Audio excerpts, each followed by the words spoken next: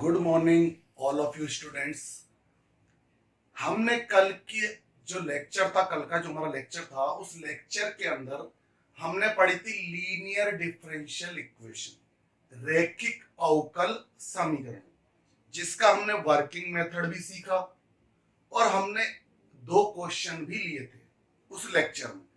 अब बात आती है कि आज हम कौन सा टॉपिक स्टार्ट करेंगे, वो देखिएगा, सुनिएगा, समझिएगा।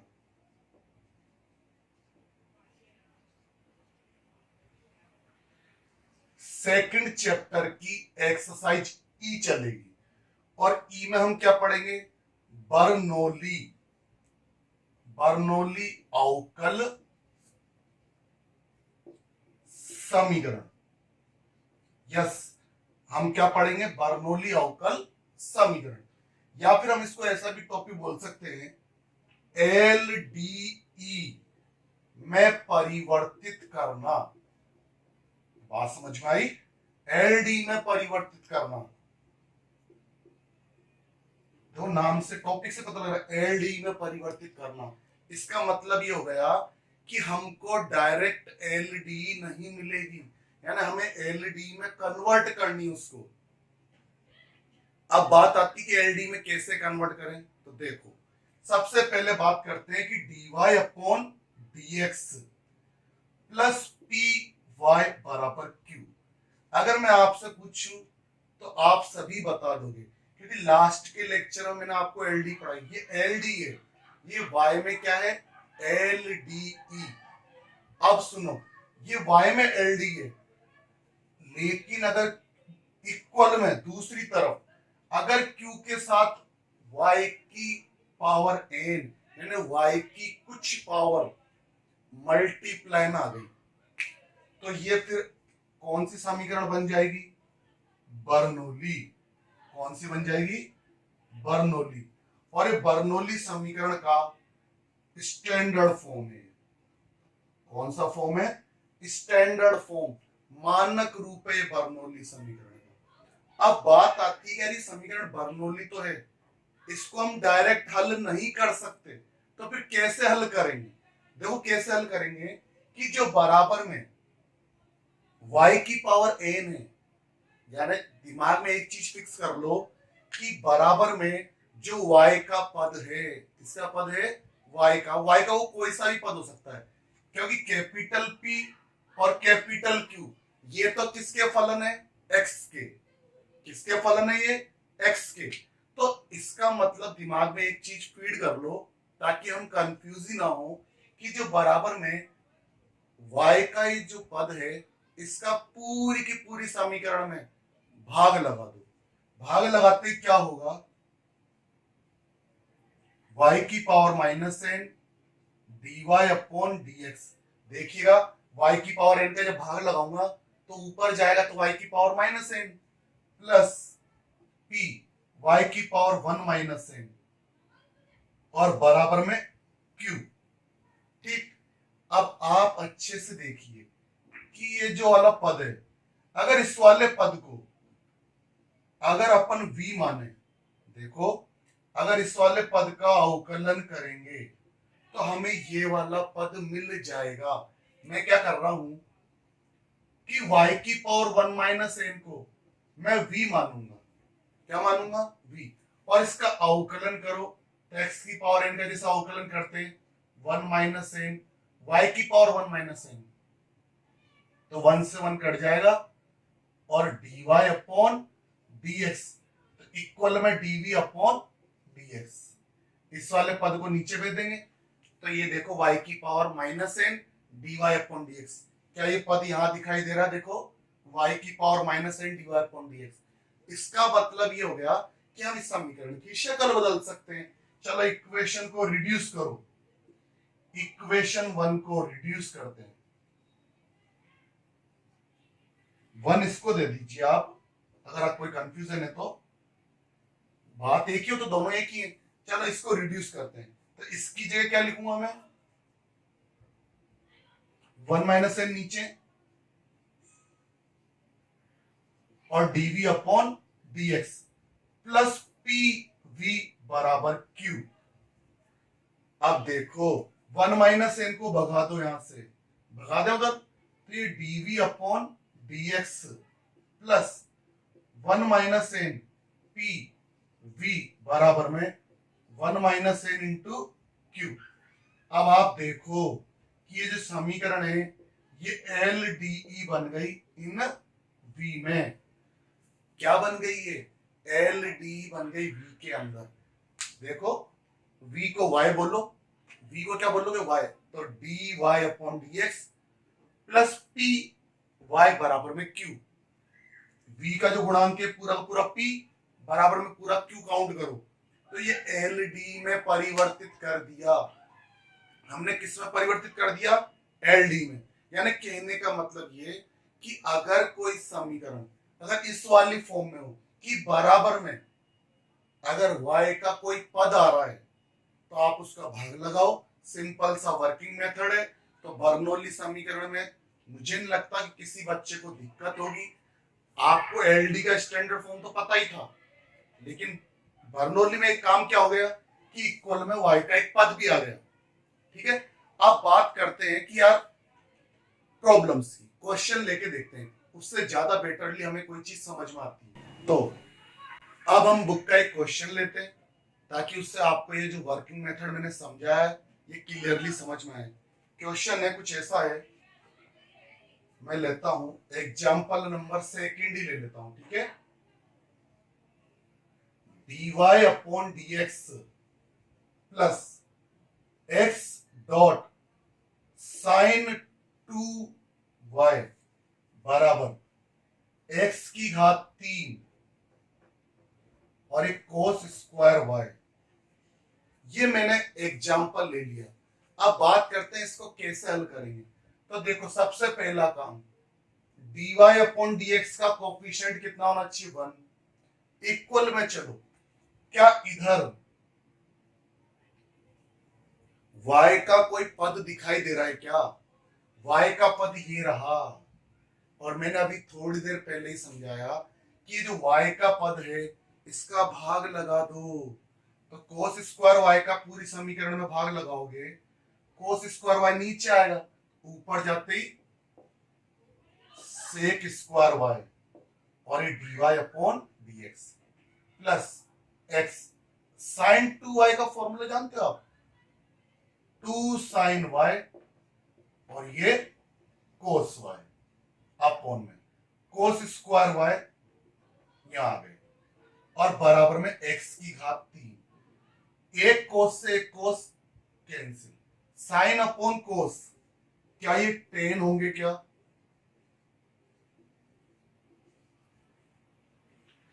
प्लस ये 2x और ये 10y। और मैंने आपको एक बात और बताई थी अभी वर्किंग मेथड में कि यहां ये जो सेकंड पद है इसमें y के पद को अवकलन करोगे y के पद का, तो मैं पहले वाला पद मिल जाएगा। तो सुनो कि y का पद कौन है? 10y। उस 10y को क्या मानोगे? v मान लो। तो 10y का अवकलन sec square y dy upon dx equal में आ गया dv अपॉन dx। और ऐसे ही इक्वेशन 1 को रिड्यूस कर दो, तो इसको हम क्या लिखेंगे? dv upon dx plus 2x और ये v बराबर में x की पावर 3। अब ये क्या बन गई? एल डी ई इन v, और कहा? यहां। अगर आपको एल डी के लिए p और q की जरूरत पड़ती है आपको, तो कंफ्यूज नहीं हो, ये v का गुणांक वही p और इक्वल में जो है वो q।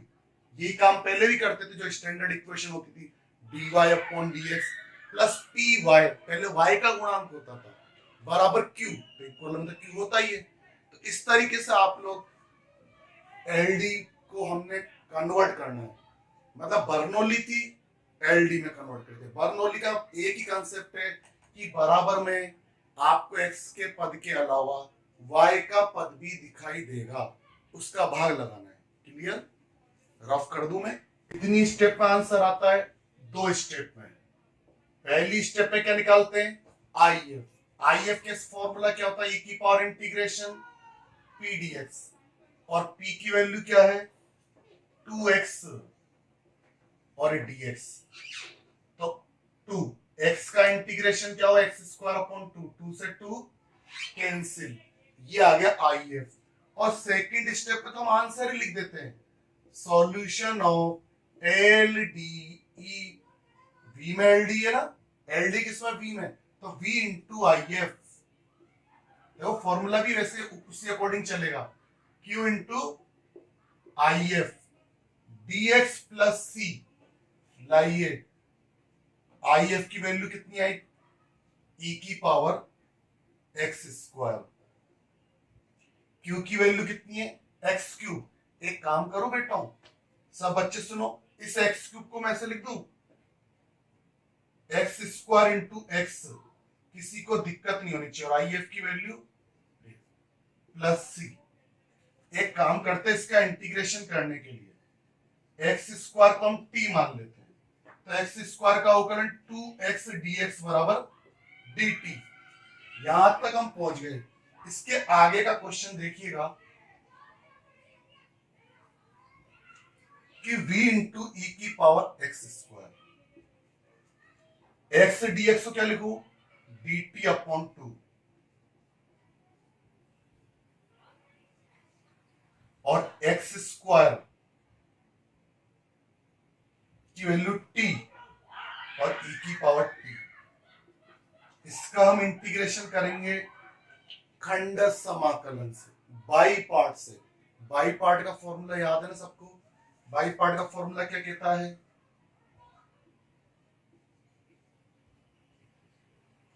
बाई पार्ट का फॉर्मूला कहता है first as it is, second का इंटीग्रेशन e की पावर t का e की पावर t। फर्स्ट में कौन है? t, फिर माइनस फर्स्ट का डिफरेंशिएशन, t का डिफरेंशिएशन t के रेस्पेक्ट में 1, फिर सेकंड का इंटीग्रेशन e की पावर t का e की पावर t, अगेन एक बार और तो e की पावर t। तो ये हमने खंड समाकलन लगा दिया। अब हमको t का मान रखना है और हमको किसका मान रखना है? v का। हमें दोनों के मान रखने पड़ेंगे, t का भी और v का भी। और लास्ट में लाइन क्या लिखेंगे जो हमेशा लिखते हैं? विच इज रिक्वायर्ड सॉल्यूशन, जो कि अभिष्ट हल है। क्लियर बात? तो मैंने ये बर्नौली समीकरण का आपको वर्किंग मेथड समझाया, और इसकी मैंने क्रिया विधि जो मैंने अच्छे से एक्सप्लेन किया आपके सामने, उसके साथ ही मैंने एग्जाम्पल भी ले लिया, और एग्जाम्पल से क्रिया विधि और अच्छे से आपको समझ में आ गई होगी। अब हम बात करते हैं कुछ एक एग्जाम्पल ही हुआ, अभी तो क्वेश्चंस है आपके पास करने के लिए। सेकेंड ई के क्वेश्चंस आप ट्राई कीजिएगा। dy upon dx plus bracket में 2x tan inverse y minus x cube और इनटू में 1 plus y square is equal to 0। ये क्वेश्चन मैंने ले लिया। अब अच्छे से देखो, ये क्वेश्चन तो मैंने ले लिया है। अब इसको कैसे हम हल करेंगे? सबसे पहली बात, dy अपॉन dx का गुणांक कितना? 1, वही मैंने बताया आपको। अब लेकिन ये क्या, दिस और दिस मल्टीप्लाई में, आगे की जो स्टेप्स हैं वो बर्नौली के अकॉर्डिंग नहीं है, तो हमें पहले बर्नौली के अकॉर्डिंग बनानी पड़ेगी। तो मैं क्या करता हूं, सबसे पहले ये dy अपॉन dx प्लस, एक काम करते हैं, इसको और इसको मल्टीप्लाई करते हैं, तो 2x tan इनवर्स y और ये 1 प्लस वाई स्क्वायर, और ये जो इसके साथ लेकर के हम उधर ले जाते हैं, x cube 1 plus y square, ये माइनस में ना, उधर जाके प्लस में हो जाएगा। अब वापस से वही बात, इक्वल में देखो, आपको y का पद दिखाई देगा, एक्स क्यूब तो ही सही, y का पद, उसका पूरी समीकरण में क्या लगाओ? भाग लगा दीजिए, भाग। ये dy upon dx 2x tan inverse y बराबर में x क्यूब, यहां से यहां कैंसिल भी हो जाएगा। अब सुनो, वापस से मैंने क्या कहा, सेकंड स्टेप में y का जो पद है उसको v मानना है, उसको क्या मानना है, v। लीजिए tan इनवर्स y को मैंने क्या मान लिया, v मान लिया, तो tan इनवर्स y का अवकलन 1/1 प्लस वाई स्क्वायर, इसका डिफरेंशिएशन कर दिया हमने और dv अपॉन dx, और इक्वेशन 1 को क्या कर दूं, रिड्यूस, समीकरण 1 को मैं रिड्यूस कर देता हूं, तो देखो इसकी वैल्यू क्या रखेंगे हम, dv upon dx plus 2x into v बराबर x क्यूब। और आप देखोगे कि अभी जो मैंने प्रश्न लिया था इससे पहले वाला एग्जांपल, ये p की वैल्यू और ये q की वैल्यू, ये दोनों तो सेम ही आई, ये तो और अच्छी बात है, ये तो क्वेश्चन और इजी हो गया। तो वही सेम IF आएगा, वही सॉल्यूशन ऑफ एलडी सेम आएंगे, क्योंकि p और q की वैल्यू सेम, इससे पहले जो मैंने एग्जांपल लिया था उसमें भी यही थी।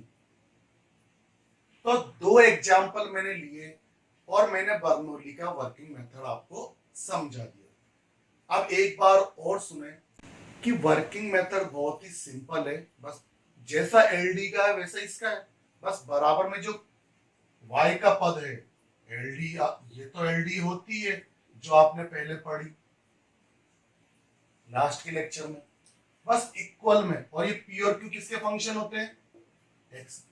इक्वल में y का कोई टर्म आएगी, पावर भी हो सकती है, कोई फलन भी हो सकता है इक्वल में, उसका पूरी इक्वेशन में भाग लगाना है, सिर्फ इतना सा मेथड है। और सेकंड स्टेप में जो y का पद है उसे v मानना है, तो आपको फर्स्ट वाले टर्म का जो उसका डिफरेंशिएट करो तो फर्स्ट वाली टर्म मिल जाएगी, और फिर उसके बाद IF और उसके बाद सॉल्यूशन ऑफ LD।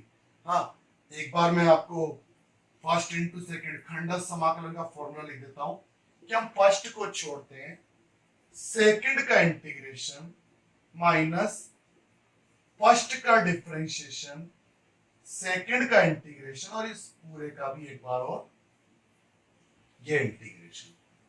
एक फॉर्मूला और आपके काम आएगा इंटीग्रेशन का, वो भी मैं लिख देता हूं।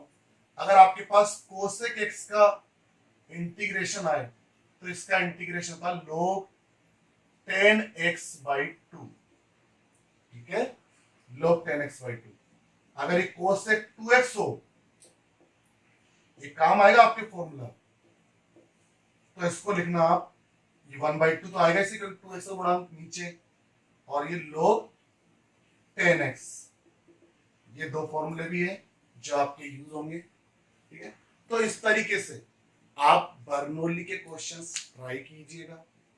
दो एग्जांपल मैंने लिए, बाकी के एग्जांपल्स ट्राई करो आप, अनसोल्ड के क्वेश्चंस भी लो, और इसी के साथ ये जो चैप्टर हम पढ़ रहे हैं सेकंड चैप्टर और यूनिट नंबर फर्स्ट, इसकी हमने कहां से कहां तक की एक्सरसाइज पढ़ ली, ए से लेकर के ई तक।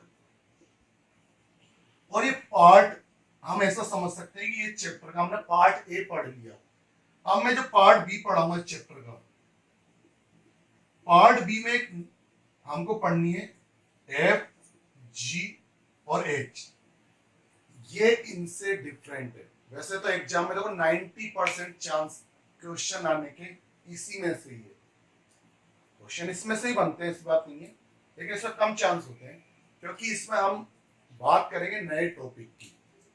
जैसे मैंने आपको IF के बारे में, जैसे हम LD में IF निकालते हैं ना, ऐसे हम IF के बारे में बात करेंगे, और IF क्या होता है, कैसे निकालते हैं, इस पर हम बात करेंगे।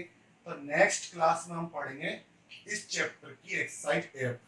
आप इसके बर्नौली के क्वेश्चंस करें, एग्जाम्पल है काफी सारे, अनसोल्ड भी काफी सारे, ठीक है। इसी के साथ हम नेक्स्ट लेक्चर में मिलते हैं। Okay, bye.